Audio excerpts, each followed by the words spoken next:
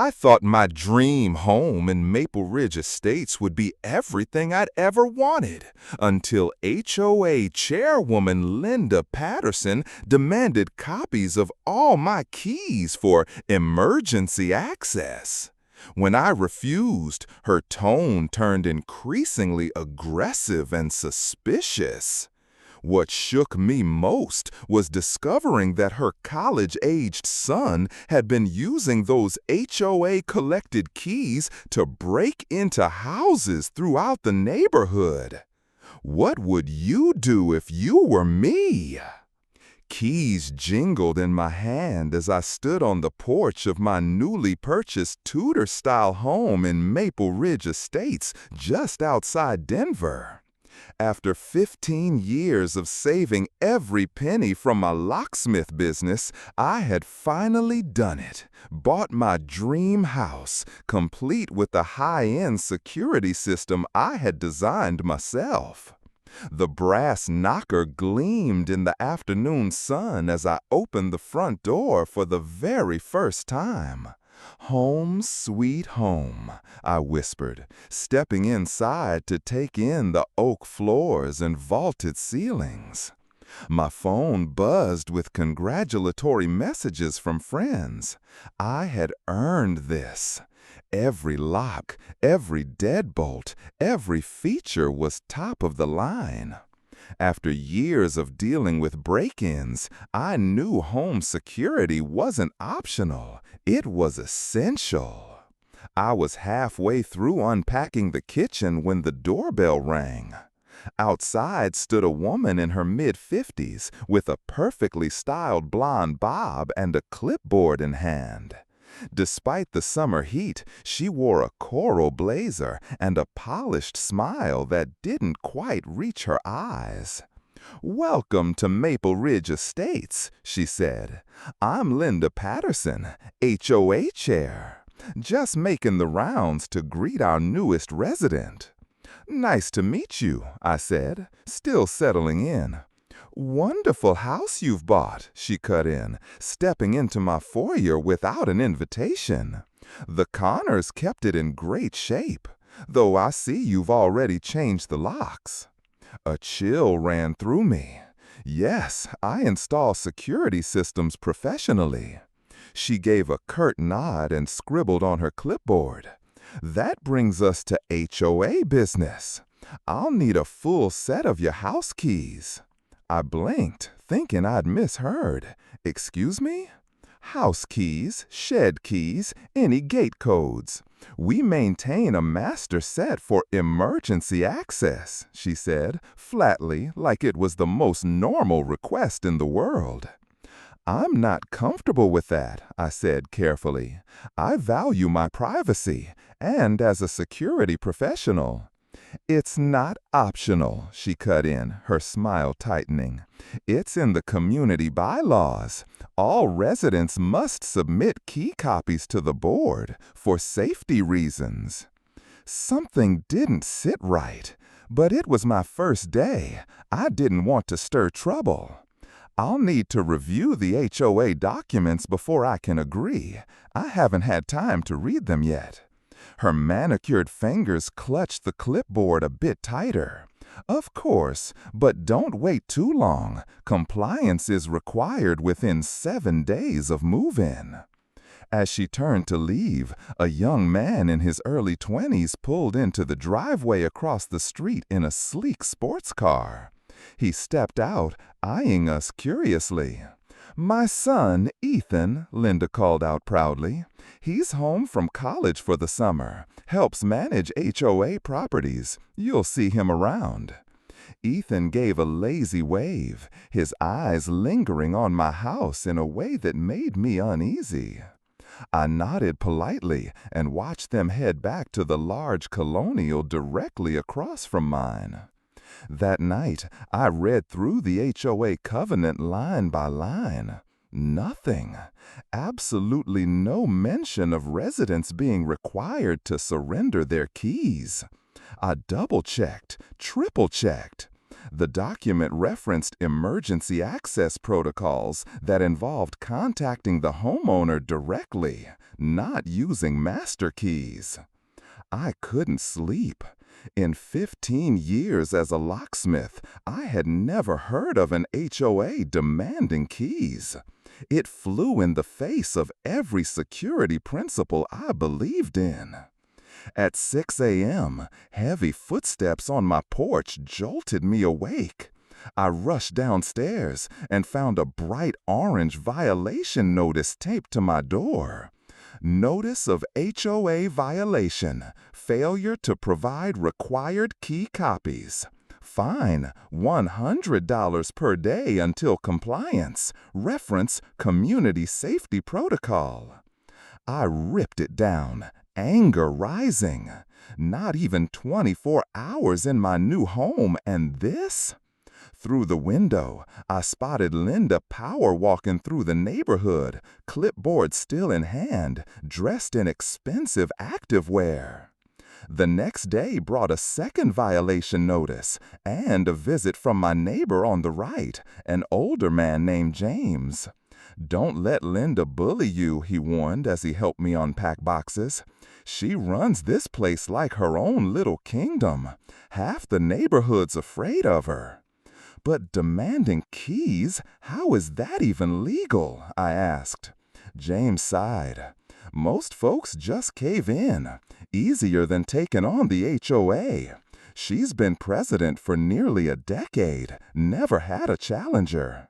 While we talked, I noticed Ethan across the street pretending to wash his car while clearly watching my house.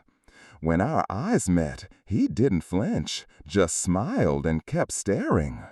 By day 5, the violation fines had climbed to $100 per day, and someone had vandalized my mailbox overnight. Luckily, I'd already installed a doorbell camera. At midnight, it captured Ethan walking past the house, slowing down to study my security setup. I called a lawyer friend who specialized in real estate law. "This is highly unusual and potentially illegal," she confirmed after reviewing my HOA documents. "They have absolutely no right to demand your keys, period." Armed with this information, I drafted a formal letter citing relevant Colorado state laws regarding residential privacy and pointing out the total absence of any key policy in the HOA covenant. I dropped the letter into Linda Patterson's mailbox, then spent the rest of the evening installing more security cameras around my property. The next morning, I found my car tire slashed. No proof of who did it, of course, but as I waited for roadside assistance, Linda happened to stroll by, sipping iced tea in her tennis whites. "Such a shame," she said with mock sympathy. "Maple Ridge used to be so safe before people started ignoring community rules." The message couldn't have been clearer. Watching her walk away, it finally clicked. This wasn't just about keys or rules. This was about control. And for some reason, Linda Patterson saw me as a threat. Later that week, I returned home to find 3 HOA board members standing on my porch. "We're here regarding your ongoing violations," the treasurer began, his voice shaky. "And your unfounded accusations against our president," another added stiffly. I invited them in and calmly laid out my case. The HOA bylaws, which said nothing about key requirements, the state privacy laws, and the string of retaliatory incidents that had followed my refusal to comply. The board members exchanged uncomfortable looks. "There's been a misunderstanding," the treasurer finally said. "The key policy is traditional, not officially written down, but everyone complies." "Why?" I pressed. "Why would anyone hand over keys to their private home?" None of them answered, but their guilty silence spoke volumes. As they left, my elderly neighbor Grace from across the cul-de-sac approached, shuffling slowly with her little dog. "Be careful," she murmured while pretending to talk about rose bushes. "Last year, the Harrisons refused to hand over their keys, too. 2 weeks later, they had a mysterious break-in. Nothing was stolen, but they gave in after that." Her words made my blood run cold. That evening, I saw Ethan Patterson pull into their driveway. He laughed into his phone, completely carefree, while I stood on my porch wondering what kind of twisted game the Pattersons were playing and why my refusal had made me their primary target. "Stop calling about this. There's nothing we can do without evidence," the officer said on the phone, his tone annoyed as I photographed the smashed garden lights by my walkway. 3 weeks had passed since I moved in, and the list of accidents on my property kept growing. Damaged mailbox, slashed tires, broken landscaping, and now my smart doorbell camera had been spray-painted black overnight. "This is the 4th incident this week," I said, trying to keep calm. "I'm being targeted by my HOA president." "Neighbor disputes aren't a police matter, sir, not unless you catch them in the act." I ended the call, my frustration boiling over. The fines had now reached over $2,000, and I received a formal warning that a lien could be placed on my property if I didn't pay. Meanwhile, my security business was suffering. I'd missed appointments, lost clients, all because I refused to give up my house keys. That evening, a knock at my door. It was Ethan. He stood there grinning, casual and smug. "Hey, neighbor, Mom asked me to drop off your invite to the community barbecue this weekend," he said, handing me an envelope. "Oh, and I locked myself out of our house. Mom mentioned you're a locksmith. Mind giving me a hand?" The trap was so obvious it was insulting. "Sorry, I don't do residential work anymore," I replied coolly, "but I can refer you to a few reputable companies." His smile faltered for just a second. "Well, enjoy the barbecue, though most folks will be wondering why you're the only one who refuses to follow the rules." As he walked off, the invitation in my hand felt less like a welcome and more like a subpoena. That night, I got to work. I installed hidden cameras, not just obvious ones, but advanced, discrete models tucked into birdhouses, garden statues, and siding panels. If someone crossed the line, this time I'd catch them. The next day, I took a different approach. Instead of staying locked in my house, I walked the neighborhood, introducing myself. Most people were polite, if a little guarded. A few, however, shared hush stories. "Linda gets what Linda wants," said a young mom pushing a stroller. A retired couple admitted they'd surrendered their keys years ago. "We winter in Florida," the husband explained. "It seemed reasonable for emergencies." His wife didn't look as convinced. By the time the barbecue rolled around on Saturday, I had begun to piece together a disturbing pattern. Homes that had provided keys had fewer violations. Owners who traveled frequently, snowbirds, traveling professionals, vacation homeowners, were particularly pressured into compliance. The neighborhood park buzzed with activity as I arrived at the barbecue. Linda stood near the grills, issuing orders with military precision, commanding the volunteers like a general holding court. When Linda spotted me, she waved like we were old friends. "Everyone, meet our newest neighbor, the security expert who thinks his house is Fort Knox," she called out, her voice carrying across the lawn and drawing every eye in my direction. Uncomfortable laughter rippled through the crowd. I could feel the isolation she was manufacturing, painting me as difficult, unreasonable. I filled a plate and sat at an empty table, soon joined by Frank and his wife. "Quite the entrance," Frank muttered. "Linda's really on a roll today." A shadow fell over our table. Ethan, holding 2 beers, placed one in front of me with a smile that didn't reach his eyes. "Peace offering," he said casually. "Mom can be intense about the rules, but she means well." "Does she?" I asked quietly. "Because threatening and harassing a new neighbor doesn't exactly scream good intentions."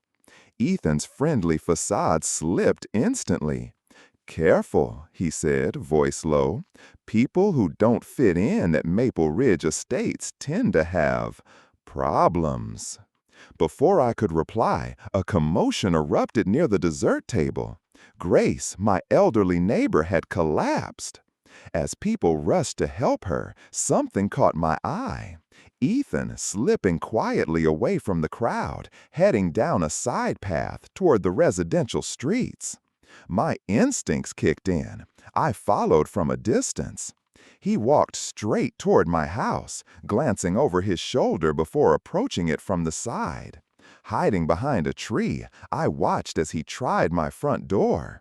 Then he moved to a side window, jamming something into the frame. My blood boiled, but I forced myself to wait. My porch light camera, upgraded with a hidden lens, would be recording everything. After several frustrated minutes, he gave up and jogged back toward the park. I beat him there, breathless, just as the ambulance was pulling away with Grace inside. "She had a mild heat stroke," Frank explained. "She'll be okay." "Where'd you disappear to?" Linda cornered me at the water coolers, eyes narrow. "Bathroom," I lied. "Is Grace going to be all right?" "She'll be fine," Linda said sweetly. "Too bad, though. She was just about to announce her vacation plans, visiting her daughter for 3 weeks." The way she casually shared that made my stomach twist. 3 weeks of an empty house. "That reminds me," she added, voice syrupy. "The board voted yesterday to increase your fines to $200 per day. And we'll be filing a lien on your property next week unless you comply with the key policy." Her satisfied smile told me she thought she'd won. As the barbecue wound down and storm clouds rolled in, I offered to help clean up. It gave me a chance to speak privately with several board members. One of them, Howard, the nervous accountant who served as treasurer, proved especially loose-lipped after a couple of beers. "I've never liked the key policy," he whispered, "but Linda says it lowers the HOA's insurance liability." "Is that documented anywhere?" I asked casually. "There should be paperwork, but now that I think about it, I've never seen it. Linda handles all of that directly." Lightning flashed as I drove home, my thoughts spinning. If there was no real insurance incentive, then what was the true purpose of collecting everyone's keys? The answer was waiting on my phone. Multiple alerts from my hidden cameras. Ethan had returned to my property during the storm, again, testing windows before the rain drove him away. I didn't sleep that night. Instead, I pored over weeks of camera footage, HOA documents, and notes from neighborhood conversations, searching for a pattern. Around 3 a.m., I found it. Cross-referencing homes that had reported maintenance issues or suspicious break-ins with Linda's HOA meeting records revealed a disturbing trend. The houses most frequently targeted belonged to residents who traveled often or missed meetings, people who wouldn't be home to notice anything right away. And Ethan? He appeared in my footage the most, almost always when I was known to be out. The pieces snapped together. This wasn't about HOA rules or safety. It was deliberate. The Pattersons were using their positions in the HOA and the so-called key policy to access homes when the owners were away. But for what? Theft? Surveillance? Something worse? I was still piecing it together when my phone rang. Grace's name appeared on the screen. "They broke in," she sobbed from her hospital bed. "I called home to check on my cat, and a man answered my phone. When I asked who he was, he hung up. The police are at the house now, but I'm scared to go back." My hands trembled as I promised to check on her place myself. After I hung up, a new message came through from Frank. "Deborah just called an emergency board meeting tomorrow. Topic: your eviction from Maple Ridge Estates. This has gone too far." Rain lashed the windows as I stood frozen. This had to end. I looked down at the growing pile of violation notices on my kitchen counter. 30 days of fines, nearly $3,000. I couldn't sleep. I couldn't work. I flinched at every sound outside. I picked up my phone and did something Linda Patterson would never expect. I called her directly. "Hello?" Her voice oozed artificial sweetness. "Hi, Lindo. It's me from 1538 Chestnut Lane. I've been thinking about your request for my house keys." There was a pause. "Well, it's about time you came to your senses," she said, unable to hide her triumph. "I'd like to discuss it in person. Could we meet tomorrow?" She agreed immediately, her tone smug. That night, I drove 2 towns over to visit a specialist I knew from my locksmith days, Mike, someone I trusted. For 3 hours, we crafted what looked like a standard set of house keys, but these weren't ordinary. They were unduplicatable and would silently trigger my enhanced security system if used. "These are beautiful work, Mike," I said, examining the finished set. "They'll never know the difference." "Just be careful," he warned. "People who want access that badly usually have bad reasons." The next day, Linda arrived at my house dressed in an expensive ivory pantsuit. She kept glancing around, her eyes quietly taking inventory of my possessions. "I've reconsidered your request," I said, placing the special keys on the coffee table. "But I have a few questions about how exactly these will be used." She sat down, crossing her legs, and tapped her manicured nails on her purse as I continued. "It's for emergencies, water leaks, fire hazards, that sort of thing," she said breezily. "And who exactly would have access to them?" I asked, my phone silently recording everything from my pocket. Linda sighed, already irritated. "The keys are stored in a secure HOA lockbox that only board members can access." "Including your son, Ethan?" Her smile tightened. "Ethan is training in property management. He assists me with HOA duties." "So he would have access to my house keys?" "For legitimate purposes only, of course. It's good for young people to have responsibility." I nodded slowly. "And how often have these emergency entries occurred?" "More than you'd think," she replied. "Just last month, we had 3 emergency inspections while the homeowners were out of town." She reached for the keys, slipping them into her purse without hesitation. "I hope that resolves your violation status," I said, watching her closely. "Consider your slate clean," she said, standing. "Welcome to the Maple Ridge family." Once she left, I immediately backed up the audio recording. Linda had clearly admitted that Ethan had access to resident keys and that unannounced entries into homes had occurred. I stored copies on the cloud and enabled the security triggers linked to the fake keys. All I had to do was wait. I didn't have to wait long. 2 nights later, at 11:42 p.m., my phone buzzed with a silent alert: unauthorized key use at the front door. I opened my security app. There he was, Ethan, struggling to get the keys to turn in the lock. Each failed attempt triggered a silent alarm and, more importantly, marked his hands with invisible UV dye, detectable only under special light. I called the police immediately, speaking in a low voice. "Someone is trying to break into my house. I have them on camera right now." "Stay in a secure location. Officers are en route," the dispatcher instructed. I watched Ethan give up on the front door and move toward the back, testing windows along the way. My heart pounded as I heard him try the kitchen window. The app showed the police were still 7 minutes away.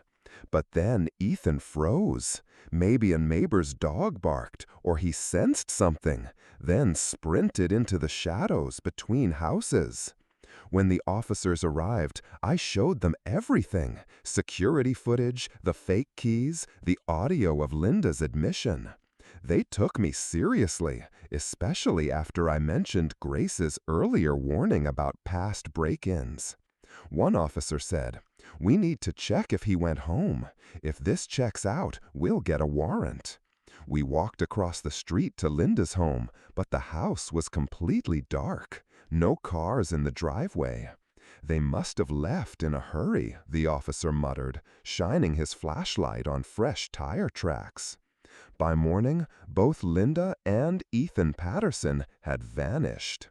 Their sudden disappearance triggered panic across the neighborhood. Grace finally felt safe enough to come forward with her full story. I was present when she gave her official statement to the detectives. "It wasn't just Ethan," she told them. "Linda has been running this scheme for years. She demands keys, claims it's for safety. Then they wait until people are out of town and someone goes inside." As more residents were interviewed, a chilling pattern emerged. 5 break-ins over the past year, all tied to homeowners who had surrendered their keys. All brushed off by Linda as random incidents. She had controlled the HOA security committee and routinely discouraged people from contacting police. But what puzzled me most was how they always knew the perfect time to strike, until Grace pulled out an old form. The HOA vacation notification form. Linda had required everyone to submit one: dates, times, length of absence, even whether security systems would be armed. Everything the Pattersons needed to plan their so-called emergencies. The investigation was finally gaining momentum, but Linda and Ethan were still missing. I couldn't sleep, wondering if they might come back, maybe to retaliate. Every night, I checked and rechecked my locks, cycled through my security footage, and walked the perimeter of my property with a flashlight in hand. 3 days after Linda and Ethan Patterson's disappearance, the police called. "We've traced their credit card," Detective Ramirez told me. "They're holed up at a motel just across the state line. Local authorities are moving in now." I held my breath, waiting for the news that would finally bring peace to 1538 Chestnut Lane. But what they found in that motel room would shake Maple Ridge Estates to its core. When Detective Ramirez called again, her voice was grave. "They left behind a laptop. It's loaded with files, detailed records on every home in the community. floor plans, alarm codes, schedules of when people come and go, lists of valuables, and where they're kept. I sank onto the couch. How long has this been going on? Based on the documents, at least 3 years, she said. But here's the worst part. They weren't acting alone. My stomach turned. Who else? The HOA treasurer, James Peterson, and the security committee chair, Meredith Taylor. It was a full-blown operation.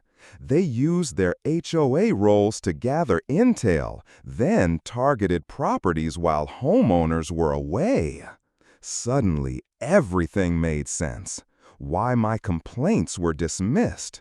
Why the board had defended the key policy so aggressively. Why Linda had seemed untouchable. My phone beeped with another call, the mayor's office. "I've got another call coming in," I told Ramirez. "Please keep me posted." I switched lines and heard Mayor Collins' voice. "We need your help," he said, getting straight to the point. "The entire HOA board has either been arrested or resigned. Maple Ridge Estates needs interim leadership, someone the community can trust, until new elections can be held." "Mayor Collins," I said, stunned. "I've only lived here 3 months. Surely someone else." "You're exactly what we need," he interrupted. "You're not part of the old guard. You care about this neighborhood's safety. The city council voted unanimously to appoint you interim HOA president, if you'll accept." My dream home had become a nightmare, and now I was being asked to help fix the entire neighborhood. I thought about saying no, about selling the house and moving somewhere without an HOA. But then I thought of Grace and the others who had suffered silently. "I'll do it," I said at last. "When's the first meeting?" "Tonight, 7 p.m., at the community center. Fair warning, it's going to be heated." That was putting it lightly. When I walked into the community center that evening, the room was packed. Residents were angry, frightened, emotional. Some were yelling, others were in tears. Everyone wanted answers. I took a deep breath and stepped up to the microphone. The room gradually fell quiet. "My name is Alex Morgan," I began. 3 months ago, I moved into what I thought was my dream home. Within days, I was pressured to hand over my house keys to people we now know were planning to rob me. A ripple of agreement moved through the crowd. I'm not a politician. I'm not a public speaker. I'm just a homeowner, like all of you, who wants to feel safe in his own home. I can't undo what's happened, but I promise you this: we will rebuild this community together, and we'll do it the right way. For the next 2 hours, people spoke up, sharing their stories, some for the first time. Homes entered without permission, items missing, intimidation when they dared to question HOA rules. The scale of the corruption was staggering. A week later, the police invited me to view the recovered evidence from the Pattersons' motel room, hoping I could help identify stolen items. Among the jewelry and electronics was something that made my blood run cold. A ring of master keys, each labeled with addresses. One of them belonged to my house. "I never gave anyone that key," I said, holding it up. "We believe Ethan made duplicates," Detective Ramirez explained. "He apprenticed at Locksmith Express on Main Street. He made copies of customer keys and logged their addresses." It was all starting to make sense. The Pattersons had been accessing homes even before owners handed over their keys voluntarily. The so-called HOA policy had just streamlined the process. The following month brought Linda and Ethan's preliminary hearing. I sat in the courtroom as they were brought in wearing handcuffs.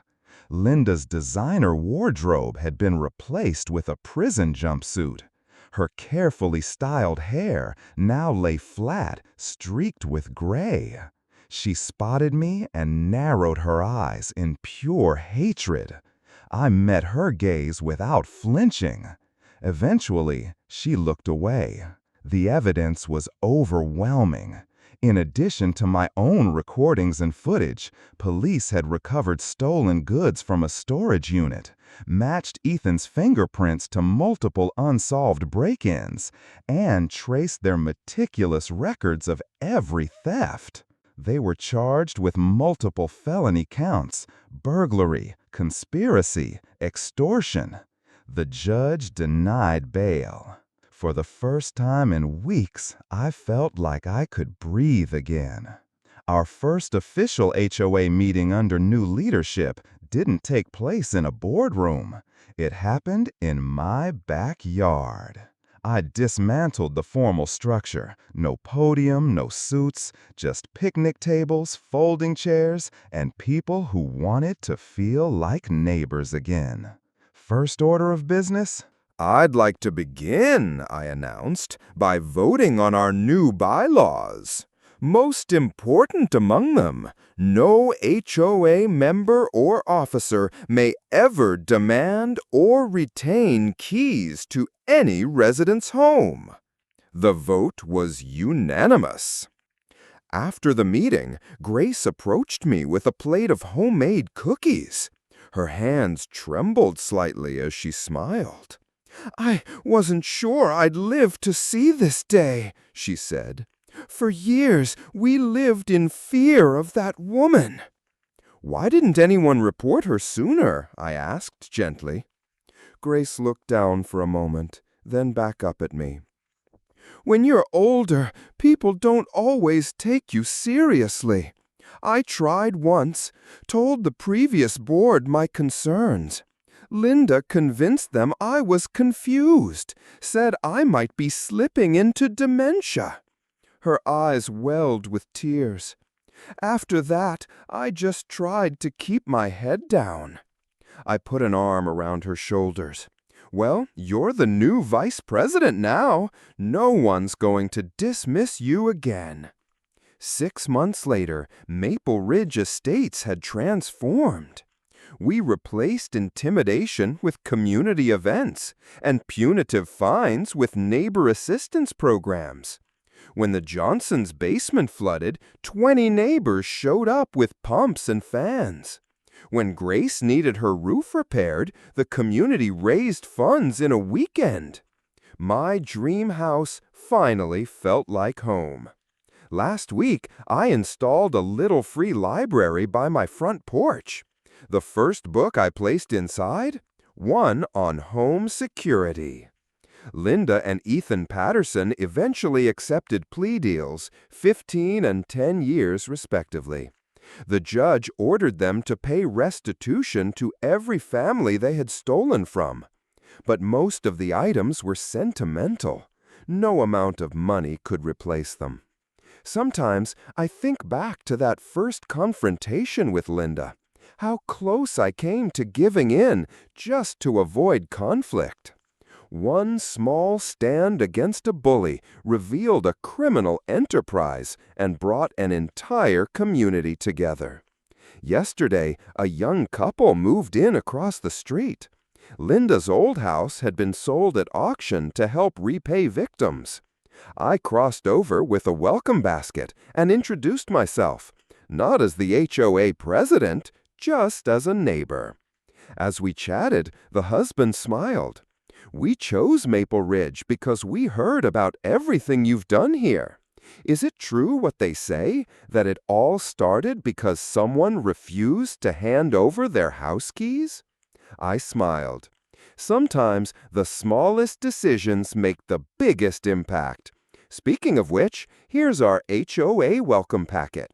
You'll notice, right on top, you never have to give anyone your keys. They looked visibly relieved, and I realized again how something so simple, like respecting personal boundaries, can be the foundation of a real community.